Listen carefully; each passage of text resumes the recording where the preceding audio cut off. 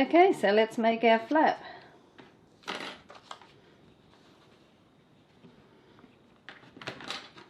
I like to mark my stitching lines just to make things more accurate, especially these pivot points down here.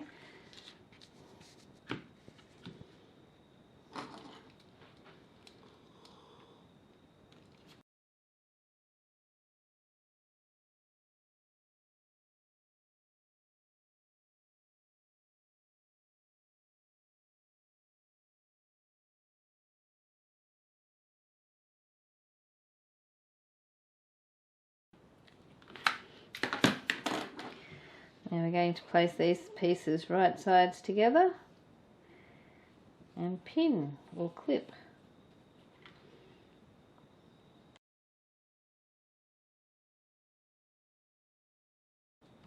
Okay, so now we're going to go to the machine and stitch down here, all these pivot points up there, and leave this open. Okay, so now I've switched back to my normal foot and I've decreased my stitch length back down to 2.4, and I'm going to stitch.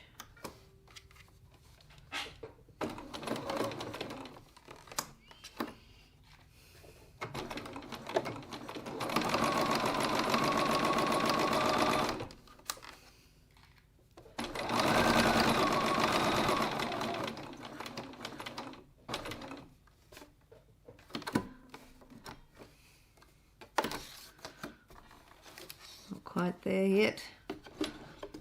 Just need to make sure that I stop exactly on my pivot point.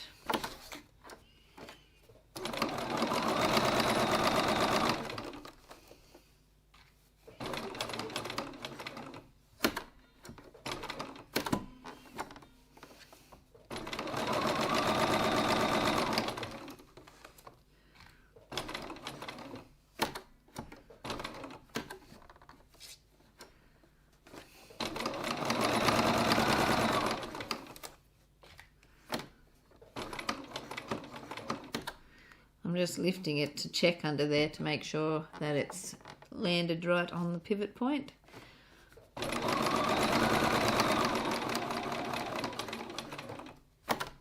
One more.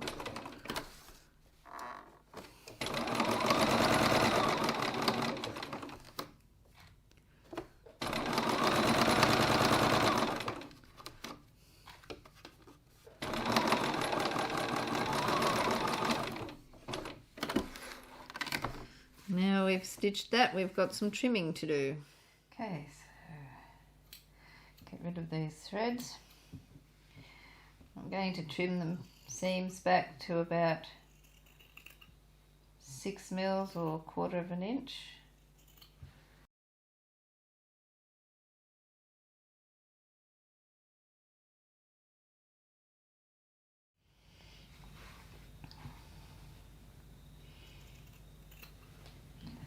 Clip the corners.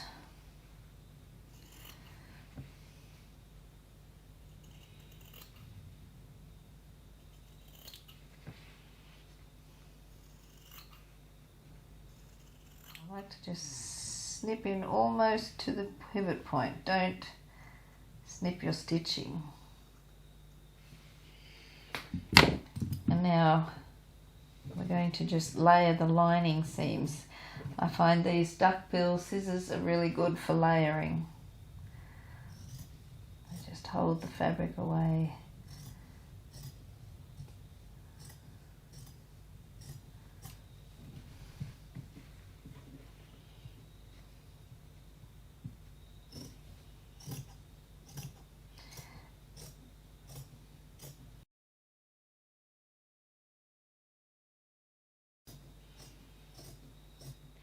Okay, so now we need to turn our work right sides out.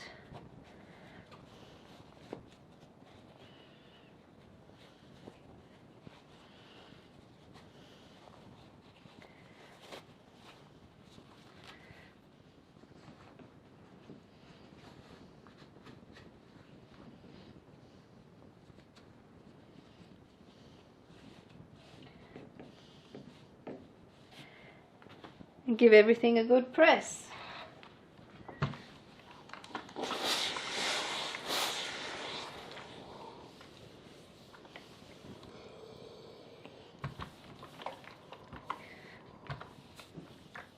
Now we need to insert the Decaville shiny side. See, there's one side shiny and one side sort of matte. The shiny side goes towards the exterior.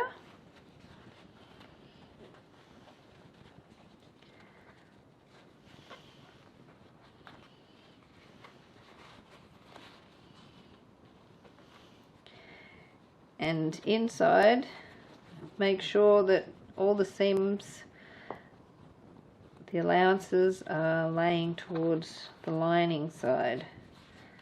Just look inside and run your fingers around. It's a bit fiddly, but it looks much nicer.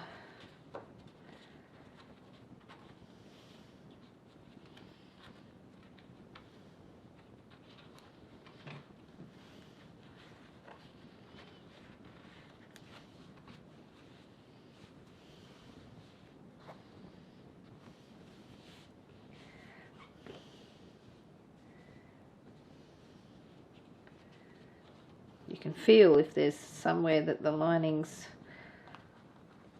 still going towards the exterior, so just fix that up.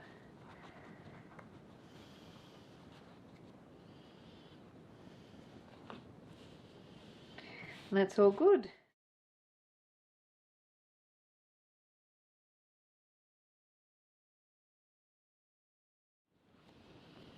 I like to fuse mine with my press, so I'll just nick away and do that, but you can fuse it with an iron as well. Retrieve your flat bottom pieces and mark your stitching lines and pivot points like you did with your top flat piece.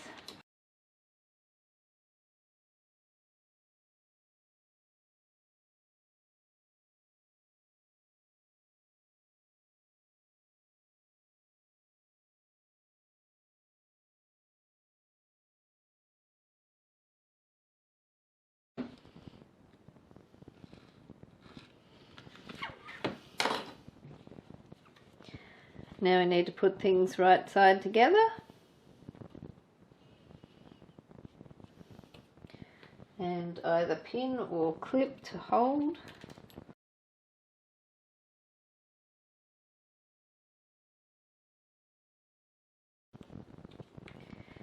And now we'll go over to the sewing machine and stitch these three sides, leaving that side open. Okay, let's stitch our bottom flap.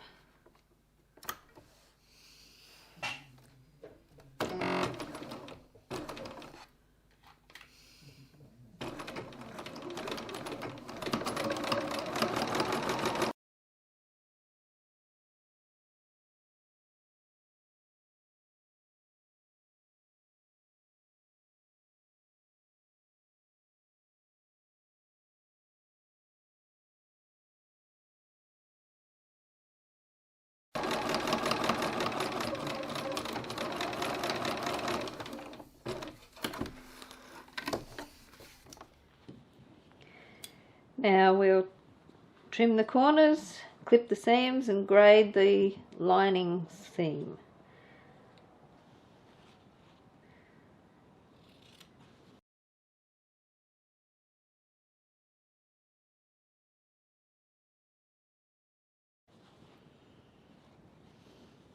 Because my bottom flap is both made from lining, it's the side that doesn't have the interfacing.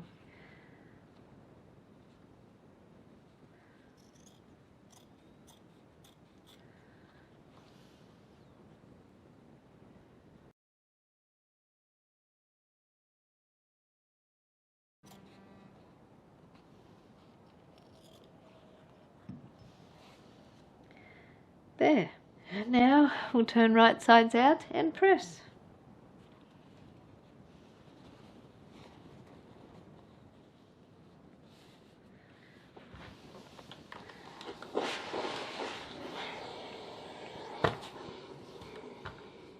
Now if you're using quilting cottons, I recommend that you glue a extra support piece of a scrap of Peltex or another piece of Decaville or fleece. Just glue it onto the non-adhesive side of your Decaville. Make it just a little bit bigger than your twist lock or flip lock. I've just used the E6000 glue. You can use Gutermann glue or any fabric kind of glue, something that's going to hold it there pretty good, because you've got to actually cut a hole in it, so it needs to be stuck pretty well. Okay, so now we need to put our decavel into our flap. We've got the fusible side, which is the shiny side, onto the exterior piece. That's the piece with the interfacing if you've got the same fabric on both sides. So just slip it in like we did with the other top flap piece, and make sure all the seam allowances are on the lining side.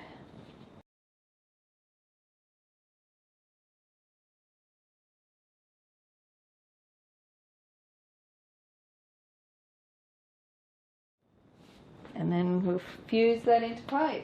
Now we'll just run a strip of double-sided tape down the seam allowance on the exterior side.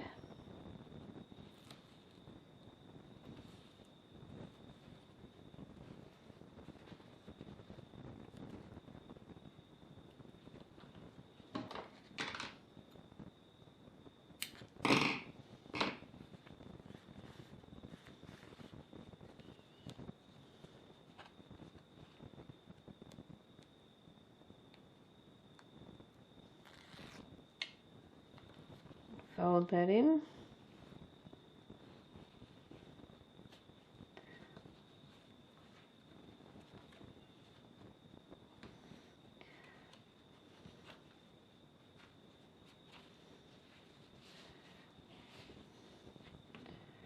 Now run a double-sided tape piece along that seam allowance you just pressed under.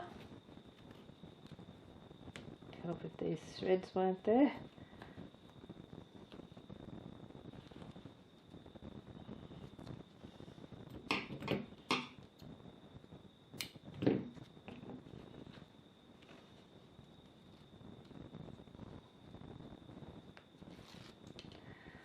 And now fold this seam allowance under and stick it in place. Holding those corners in, you might like to trim a bit of that excess away.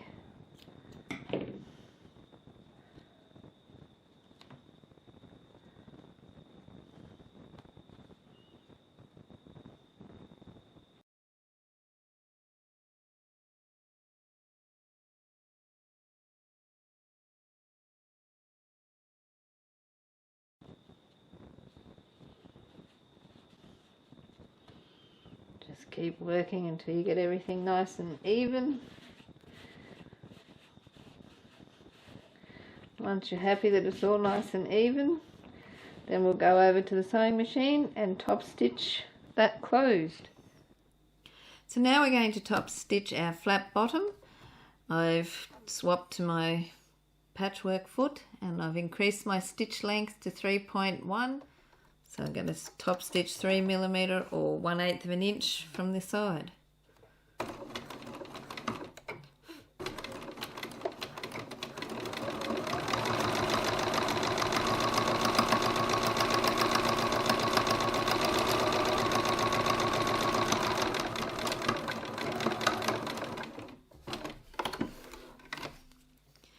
And now I'm going to top stitch 6mm or 1/4 of an inch from the edge.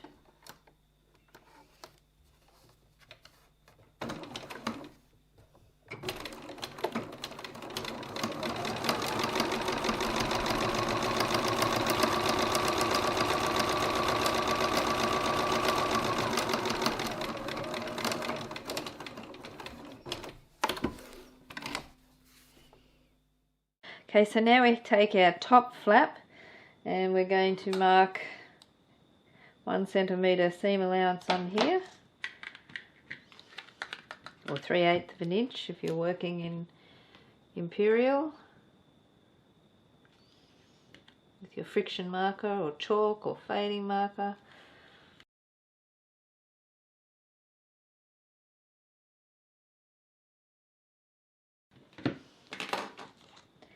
Grab your double-sided tape.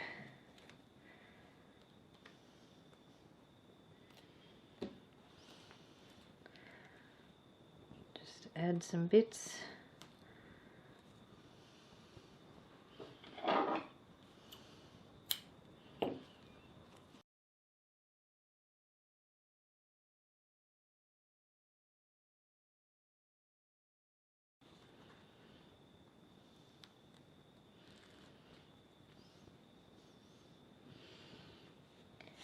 Now retrieve your flat bottom, and you're going to position this with your lining side. I can feel which is the lining side because it's got that bump under there, since I'm using the same fabric on both sides. I'm just going to line that all up.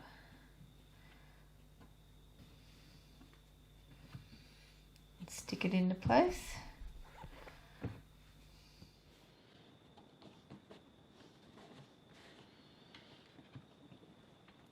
Now we're going to go across to the machine and stitch that on. Now we're going to do our flap. I like to stick a pin in each pivot point so that it makes it really easy to see where I've got a pivot when I get to it.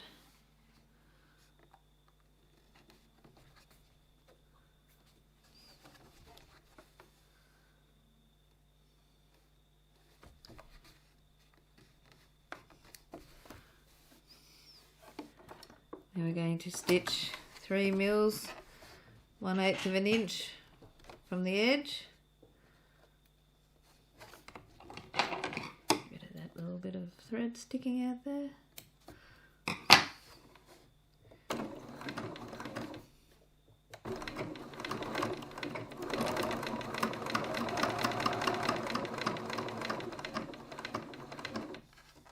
Remember to remove your pin before you stitch into it.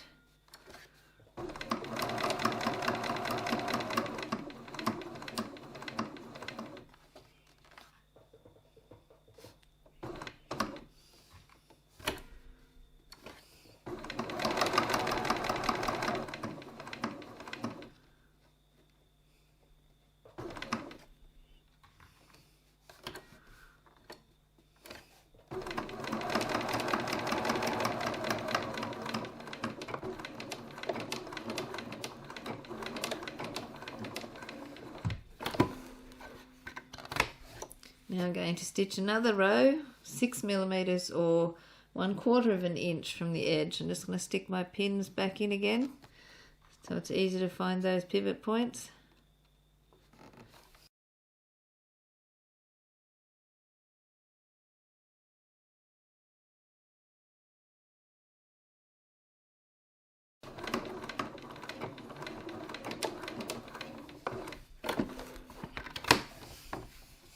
Going to top stitch 3 millimeters or 1/8 of an inch down each side, and then 6 millimeters or 1/4 of an inch down each side.